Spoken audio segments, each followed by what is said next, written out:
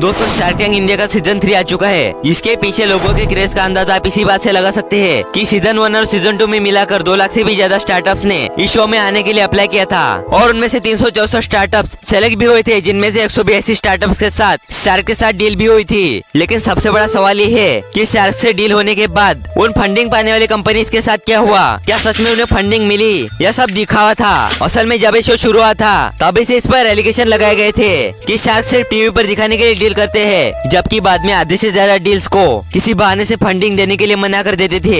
एक reputed firm के record के अकॉर्डिंग सीजन 1 में जो टोटल डील्स हुई थी उनमें से शार्क्स ने 40% बिजनेस को इन्वेस्ट किया था और ऐसे कुछ रिपोर्ट्स सीजन 2 के बारे में भी मिलती है जो वाकई बहुत ही हैरान करने वाली है।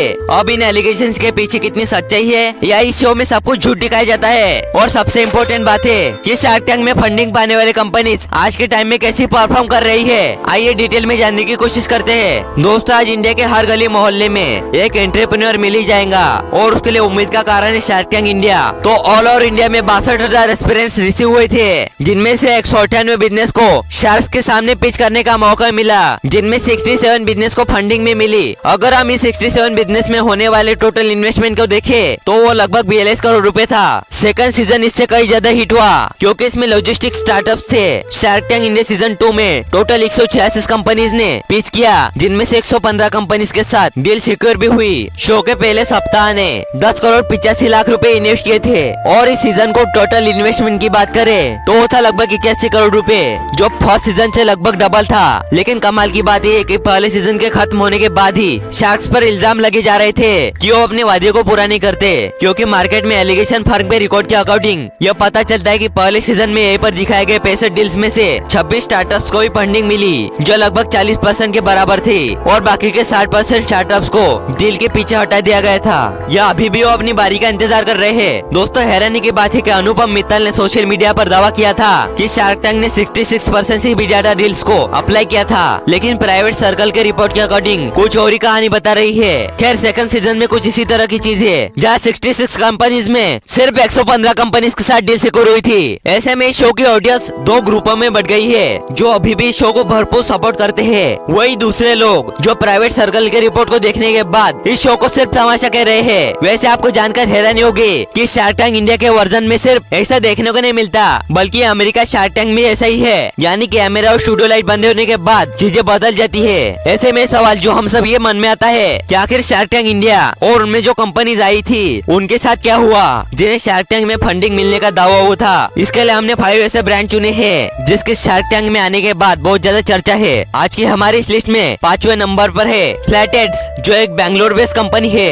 ये इको फ्रेंडली शूज बनाती है। ये स्टार्टअप 1000 से लेकर 5000 तक इसके बीच में शू प्रोड्यूस करती है। जिस समय इसके founder Ganesh Balakrishna shark tank में आए थे उस समय उनके कंपनी बंद होने के कगार पर आई थी। ऐसे में बचने के लिए कंपनी ने शार्क टैंक का इस्तेमाल किया। इसमें किसी शार्क ने कुछ इन्वेस्ट नहीं किया और किसी को इसमें इंटरेस्ट भी नहीं था। ये शार्क टैंक से खाली हाथ लौट गए, पर इनका शूट टेलीविजन पर आने के बाद बहुत ज्यादा वायरल हो गए। दोस्तों बात करें नंबर 4 की तो है ओली लाइफस्टाइल। इसे ऐश्वर्या विश्वास ने शुरू किया था। ये company Ayurvedic skin care brand बनाती है। ओली लाइफस्टाइल प्रोडक्ट की यही खासियत है और यही इसे कंपटीटर से अलग बनाती है। शार्क्स भी इससे काफी इम्प्रेस हो गए थे, लेकिन उन्हें इसकी मार्केटिंग अच्छी नहीं लगी थी। शार्क टैंक पर जाने से पहले ये सभी फाउंडर पर डिपेंड थी और वो खुद ही अपनी सोशल मीडिया प्लेटफॉर्म पर अपने प्रोडक्ट को प्रमोट करती थी। हालांकि नामता को ओली लाइफस्टाइल बहुत ही पसंद आया, इसलिए उन्होंने 50% इक्विटी के बदले 75 लाख रुपए इन्वेस्ट कर दिए। फाइनल डिस्क के साथ कंपनी तेजी से आगे बढ़ती गई। अब तीसरे नंबर पर हैमर लाइफस्टाइल। शार्क टैंक पर आने वाली ये कंपनी हैमर लाइफस्टाइल एक ऐसा ब्रांड है जिसे देखते अमन गुप्ता के होश उड़ गए थे, क्योंकि फंडिंग मांगने वाली कंपनी उन्हीं की कंपटीटर निकली। असल में हैमर लाइफस्टाइल बोट से सिमिलर कंपनी है और उन्हीं की तरह प्रोडक्ट बनाता है।